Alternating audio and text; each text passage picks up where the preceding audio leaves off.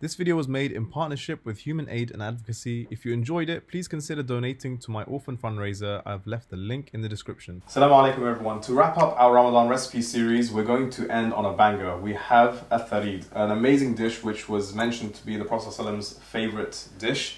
And it's very simple, inshallah, so we're going to make that today.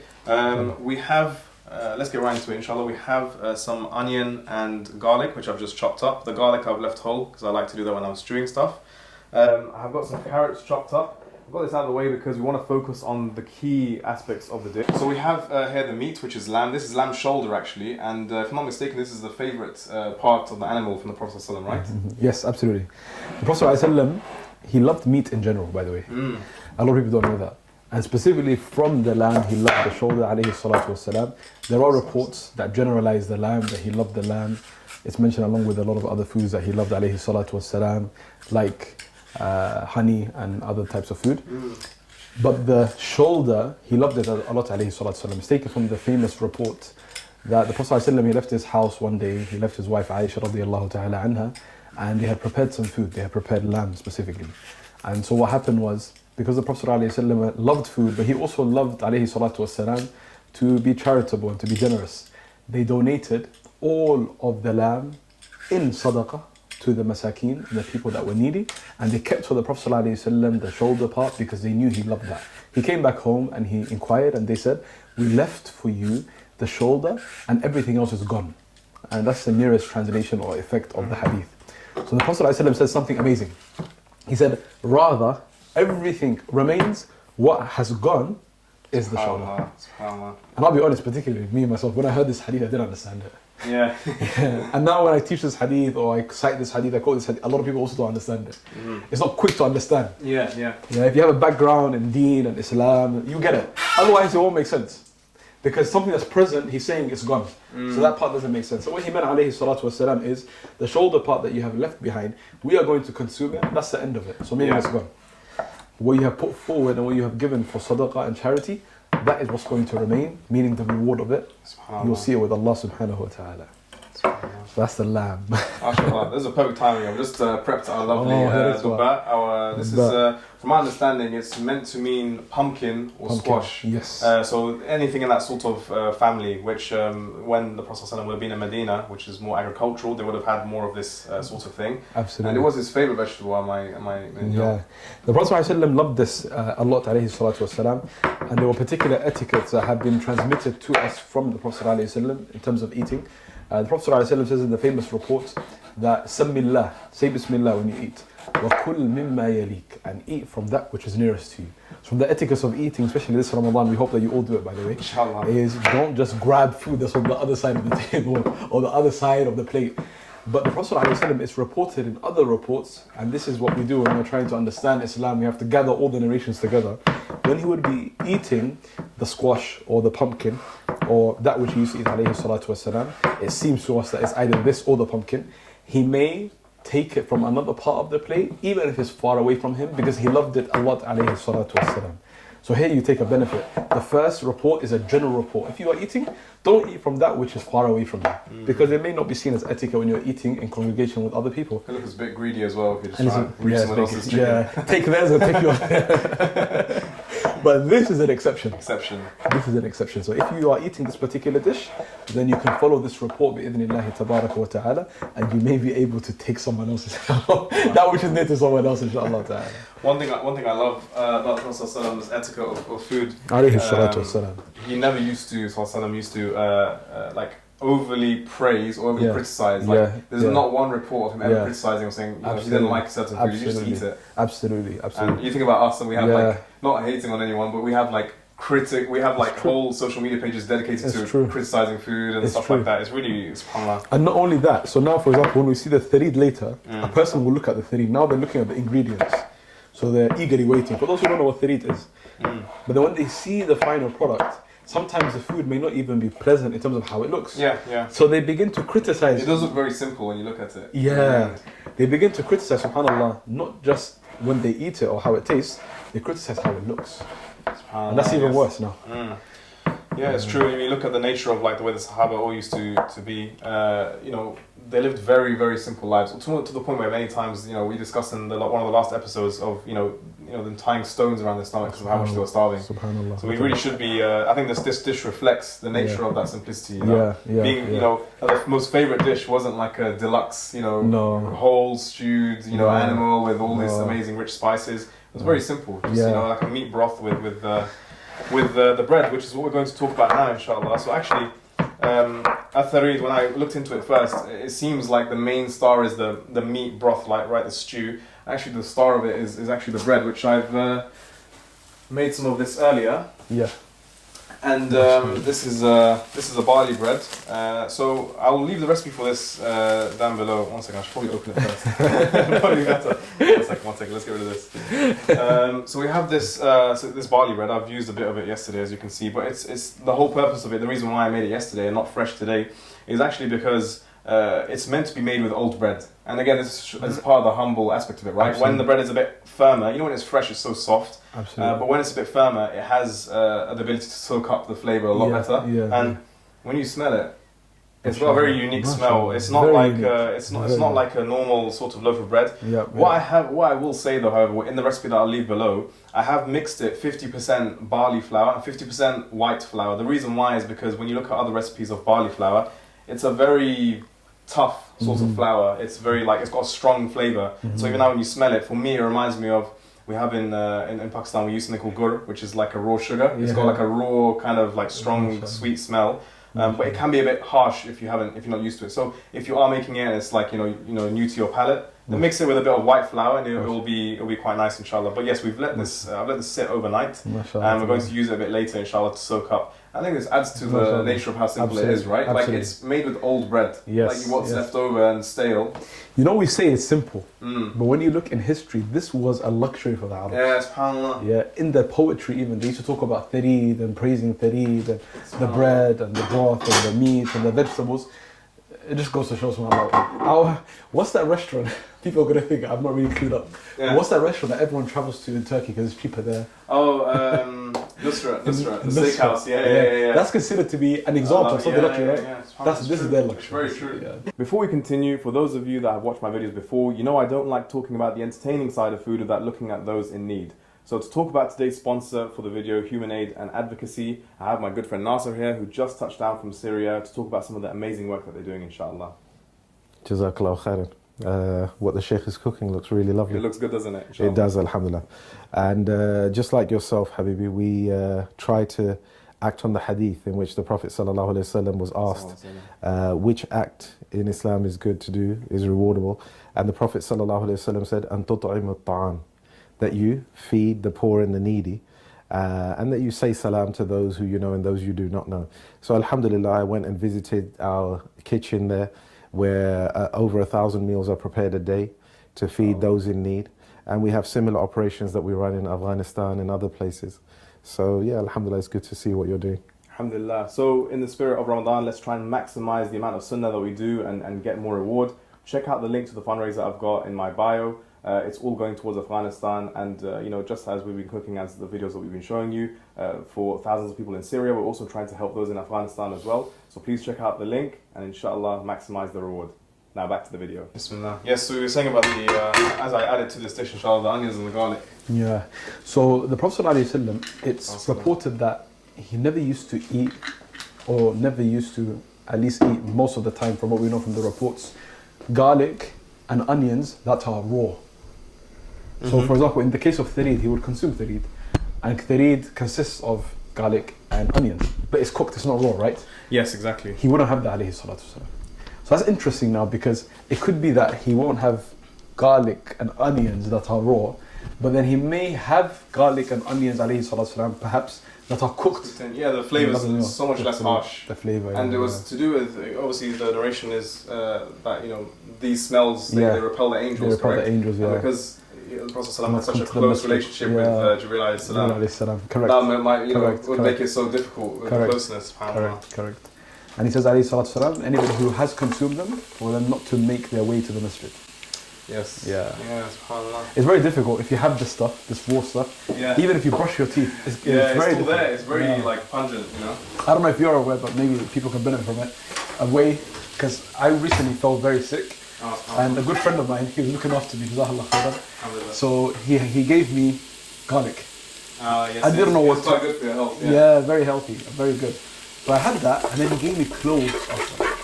Cloves To break the are smell. good, Yeah, which is very interesting. The smell, really? Yeah. I actually didn't know this. Yeah. SubhanAllah. He said have the cloves. He gave me a decent amount of cloves. And cloves are very, very. It smells nice and sweet and so on. That's something to do, inshallah. Mashallah, that's a good little Anecdote. hygiene tip as well. Mashallah, very nice. So we're frying off the onions. Now the question is spices. Now technically you can put whatever spices you want in it. If we're trying to be historically accurate and we're looking historically at the trade routes of Yemen and whatnot, it would be quite simple: salt, pepper, cardamom, cloves. That's what I'm going to use, just those 4 things in this recipe. You can of course add a bit of chili and whatnot if you'd like, but they didn't have they didn't have a lot of that kind of extensive. They didn't have Asian supermarkets back then, all the 10 million and one spices. So yes, we're just going to add in a few of these. Actually, you know what? Why didn't you add some seasoning to it? I don't want to overdo it. How does? Bismillah, go for it. I'll tell you when. Okay. Bismillah. You can go a bit heavier. It's okay. That's good. Okay. So I always like to salt dishes in stages. Okay. Because you know, with when you're cooking, if you look at the science of it, when you cook and you reduce the liquid, it can become saltier. Yeah. So you don't want to salt too much in the beginning. Okay. But we add a bit to the onions. What it does is it allows the moisture to come out. It allows more flavor to come out, and then we'll salt it at the end as well to make sure it's right. Everything else we can add as we want. That's like the fiqh of cooking. The science of it. MashaAllah. Alhamdulillah. So we're going to add in, bismillah, if you add in a couple of cloves, like maybe like 3 or 4 cloves is enough. I love cloves. When I'm making tea, Somali tea. Cloves is very nice. Yeah, I can skip everything, but I need cloves. Yeah, for sure. A bit more? Yeah, that's good. Rest of it? Yeah, a bit less, that's okay. We've got cardamom. I'm going to add in, I think we've got about 700 grams of meat there. So I'm going to add in quite a few cardamom, maybe about 10. I'm going to keep it whole for this purpose because I don't want it to be too harsh. You know, one of the things people hate in cooking is when you're trying to eat and you bite into a cardamom. So keeping it whole, I can take it out afterwards and the seeds aren't like flying around everywhere. MashaAllah. It gives a nice subtle flavour. Wow. Dash of pepper. Inshallah goes in. And the rest of it is very simple, to be honest. We're just going to add in our meat. We're going to cover it with some water. Let it stew for, I'd say, about 2.5 hours on a low heat. And then we can add in our vegetables afterwards, you know, for another half an hour, because the vegetables won't take that long to cook. You don't want to disintegrate the vegetables with the meat. We're just going to add in that shoulder, inshallah. So 2.5 hours of cooking time? Yeah, of cooking time for the meat. That makes it succulent and very soft? Yeah, it makes it very soft and, you know, it stews it quite nicely. Wow.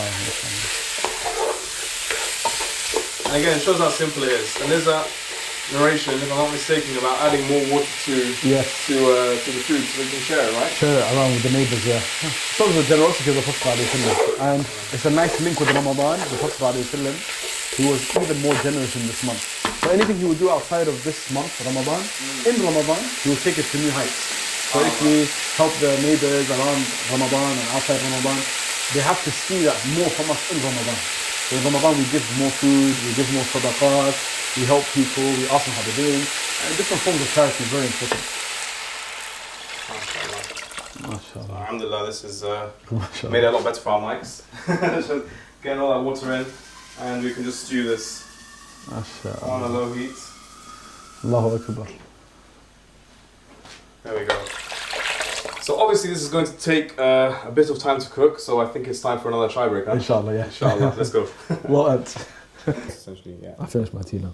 Alhamdulillah. I'll pretend I still have some more. I'll edit some steam coming out. Inshallah. Okay, bismillah. So while we're waiting for that Thareed to stew, inshallah, I'm going to ask you a few more questions. So the first is, what is your favorite thing to eat for iftar? You know, there is one. Yeah, you know, I've got an issue. The issue is I lead Taraweeh, right? So I don't eat. I do not eat. At all. Yeah, I break my fast and I go to the masjid. Oh, really? SubhanAllah. You don't get dizzy or something? No, not at all. At least, no. No. Really? SubhanAllah. Yeah, I have water. I was going to say, that would be a long time without... Yeah, I break my fast with water and dates, Water, and then I just hit the road. SubhanAllah. Yeah. And then you eat heavy after Tarawih, like a heavy suhoor? No, Really? I don't have a heavy sore at all. I just have the like the porridge or the. Wow. So do you lose a lot of weight in Ramadan then? I try to. You must do, because it must be like low calorie count, mashallah. Yeah, it is. So is this like a new diet, like the Imam diet? The Imam diet exists. The The Imam diet exists. They obviously they can't eat a lot because of the Quran they're reading. So much Quran they're reading in the Tarawih. But there's certain foods that they don't eat. The Imam diet. So they don't eat spicy food. They don't have cold drinks, cold food. Wow. They don't have food that's very like heat inducing, I guess. Yeah. Anything that may be heavy in terms of the stomach, they don't have that. They don't have that. Or digestion, they don't have that because it's going to cause them problems in the salah. You see a lot of imams burping, right? It's because they have all the pakoras in the salah. Yeah, I was gonna say like Asian food would be the worst combination to have it for Tarawih. The Asian food is lovely. Yeah. But outside, I love Asian food. Asian food is nice, mashallah. Alhamdulillah. On the topic of that, would choose me naturally to my next question, which is going to be, what is your favorite cuisine? Okay. Or you can do top three. Top three. And just a preface, we're not trying to offend anyone's culture. If yours isn't mentioned. I say Thai. Have you been to Spicy Basil? Yeah. Next to Kilburn. Yeah, I've been there. What do you think of it? I like it. It's a bit too intimate, but it's nice. Yeah. The seating is so close, but the it's very nice. nice. The very shop, nice food. Yeah. Very nice food. And it's so quick. We went I think a couple of weeks ago. Yeah. And as they were writing our order, they were bringing our starters. I was like, you haven't even sent the ticket off yet. They're very fast. They're very fast, very efficient, very efficient. Nice food. And they're very busy as well. Yeah, and it's cheap as well. Goes to show. Yeah, it's cheap. Yeah. Alhamdulillah. This is wasn't intending to promo anyone, but Spicy Basil. Spicy Basil. Check them out. It's a good place. Alhamdulillah. So I say Thai. Thai, that's interesting. I wouldn't have expected that. I don't know why. Yeah, Thai. I love Thai. MashaAllah. MashaAllah. I spoke about Asian food, so I guess I have to by right now put it in. And finally, would I be wrong to not add Somali food or evil or? I don't know. You might get a lot of no, Somali food. Somali food is very, very elite, mashallah. Yeah, you like it? I love it. Yeah. I'm going to Dar es Salaam, the local masjid to us is. I was speaking to them and I was saying, what food are you going to be doing for Father, like baris and halib? Mashallah. I was like, I'm there. Can you make that? That's a good question for you. I think I've tried actually. Yeah. But I often think that with food like that, I just like to try it from someone else. I don't like to try and make it myself. Yeah. That's why I like Thai food and these kind of things because I don't like making that kind of stuff myself. Yeah. Some of it's so like it has to be done a certain way. You know what I mean? Yeah. Otherwise, it's not nice. Yeah. But those are top my top three is Persian. I love Persian food. I think it's because like like the kubi the kebab and like the saffron rice. I think it's because it has such an influence historically. So like you have Asian food, some of it will taste like Persian. So you have some Arab food will taste. It all started from there. So you got to really, really. It's very similar. I think it's underrated to an extent. There's a Persian restaurant that I've been to. I think is it in Oxford? I've been there once, but it was very nice. Someone took me there years ago. I can't remember. Interesting. It's somewhere in this area though. Interesting. Yeah, but Persian's up there. I wouldn't say it's like the number one, but it's definitely between that and Pakistani food. They're tied. I have to say Pakistani food because it's just... Is there a reason why you took Pakistani out of Asian? Is there a reason why you differentiated Pakistani and Asian? Because I said Asian before. Is there very different? Yeah, it's sort of vast, I think. It's there's lots of difference. My favourite, people sometimes ask, what's your favourite dish? I call it my Jannah dish. Like, inshallah, one day I make it to Jannah. The first thing I want to taste is my Nanya Mir, my grandmother's prata. It's such a simple thing. So when we used to come to Birmingham to visit, she would just say, you want paratha and milk? And we're like, yeah, of course. And I was like, sit on the chair and watch her make it. And she put butter in it and sugar, and she'd roll the bread out flat. And she'd use her hands and do the lumps. And I memorized the recipe, but I can never make it the same. Subhanallah. And then she'd just give us the sweet, crispy, flaky, buttery prata, glass of cold milk. MashaAllah. That's it. It probably is what started my lactose intolerance problems. So much butter and milk. They use the butter ghee, right? Huh? The butter ghee. Yeah. She used to use fresh butter, like just normal block butter. But you can use ghee as well. But that nothing will ever top that. So Pakistani food and my grandma's cooking in particular has to be up there. I like that.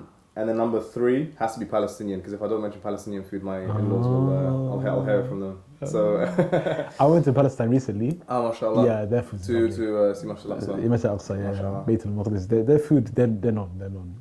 I guess I didn't add it in my top 3 because I've only had it like the one time. Oh, sure. Yeah, Thai. It's very like how do I say? It's quite healthy, but it's quite like homely as well. Homely, you know? yeah. And it's very like warm. Yeah. It's not like it's made with love. yeah, there's a lot of love in it, mashallah.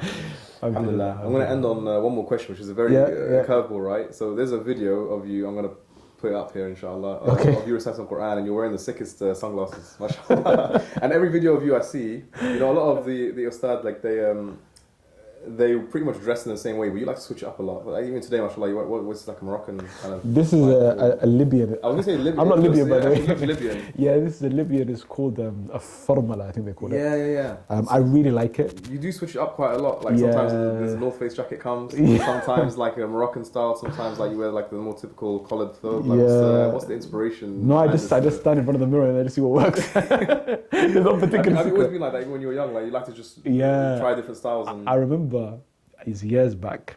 I was at the East London Mosque and I had a class there, and it's like a good few years back. And now, obviously, I can't recall what I was wearing. The only reason why I can recall it now, this particular day, is because of what happened. Someone came to me after the class and said, "Were you the person who was teaching?" I said, "Yeah, it was me." And as soon as I said it was me, they just like scanned like from head to toe. Like they looked at my clothes and like, and I could tell there's something coming. So they said, "The way you're dressed, like," and they didn't say anything. They were like, "The way you're dressed." So what I was wearing that time, I remember, I think I was wearing a white thobe, a Montclair coat, mashallah, a Louis Vuitton scarf, mashallah, and Clark's Wallabies. You know them shoes that they wear? Yeah, I think so. I think I remember that outfit. I remember that outfit actually. Yeah, I was wearing that. Yeah. So I don't know. He just said like, and I was wearing AirPods and like I don't know. I just walked out of the masjid and I had a watch and he said. So I don't know whether it was like from his perspective praiseworthy or blameworthy, but I remember what I said. I said, yeah, it's just good to dress. If it's not outside of Islam and it conforms with Islam, then it's good to dress as well as possible, smell as good as possible, just like we speak as good as possible, we behave as good as possible. We shouldn't forget these other actions as well. You know, on a wider thing, I've always reflected on recently, as I've grown up, how sometimes we conflate being more Islamic and Arab culture. And really, it's just about dressing modest, right, I suppose. So even like shura kameez, like if you look see someone wearing shura kameez, or someone wearing like an Emirati thobe, you look at the person wearing an Emirati thobe and think they're perhaps more religious. It's just subconscious, right? When both are modest ways of dressing. Yeah, both modest ways. So as long as you're ticking that box, right? Absolutely. Like, it doesn't actually matter. Absolutely. And we have to show part of our da'wah and our identity is for us to emulate Islam within us, in our clothing as well. We don't really hear this. We hear actions, we hear speech, and we may even hear the beard, the hijab. We don't really hear the clothing. And we are most entitled as the believers of Allah subhanahu wa ta'ala to dress the best as possible, so long as there's no israf and no excessiveness and no overspending. But even then, you're allowed to overspend at times if it's not going to be your norm. So overspending, does that mean you can never go to the store and buy a jacket that costs a few £100s? It doesn't mean that necessarily. But it means the Quran is giving you advice that you shouldn't do that regularly and make that your way. Yeah. Because you should give sadaqah, you should give charity and look after others. But here and there to treat yourself, no harm. Exactly. Yeah. With the balance, alhamdulillah. Okay, alhamdulillah. On that note, let's head back and see how our tastes, inshallah. So alhamdulillah, by some means we managed to talk for about 2.5 hours, and of course I'm joking, we had it ready before, alhamdulillah, I made some yesterday. Actually, the way we're meant to be doing it, we're going to take the bread, inshallah, I'll give you a bit to do, inshallah, style. We're going to break the bread with our hands, and it will form the base of the dish, and the idea is that we put the stew on top, and it will soak up that bread. I think the barley flour really gives it an extra flavour. But if you look at it, it's so simple to start with, right? It's very easy. It's very easy, very simple. Yeah, very easy. And the bread, it didn't take any, special. It's just a normal bread recipe, which I'll put in the description. MashaAllah. Inshallah, we can. Are you a bread fan yourself? I love bread. In Ramadan, like every day, I try and do like something fresh, Okay. MashaAllah, tabarakallah. Do you like bread? Yeah, bread. You got to love your bread. We just pour it right on top. MashaAllah. Just like that. Wow. Alhamdulillah, if you look at it, it just looks so simple. Yeah. It looks healthy as well. Yeah, it is very. I'll bring it up to the camera a little bit so you can see. It's a very simple dish. You know, you have the broth at the bottom that's soaking up that bread. And Bismillah, I know it looks very hot, but we can try, inshallah, if we use, let's use our hands. Okay. As inshallah the Prophet did. Bismillah. Bismillah. Take a bit of each thing. It is actually very hot. Yeah. Bismillah.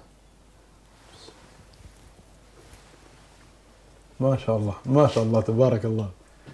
It's very delicious. Do you want to know my favorite part? It is the bread that you made. The bread, huh? Yeah. Alhamdulillah. The bread is very, very, very, very, very flavoursome. And I haven't given Thareed a lot of like opportunities in my life in terms of my diet. I've had it before, but just having it now, I haven't had it in a long time, to be honest. It is very nice. It's a good mixture of. Alhamdulillah, yes, it's nice as a dish of its own, but you know what makes it even more beautiful is like knowing that this is the Prophet's favourite dish.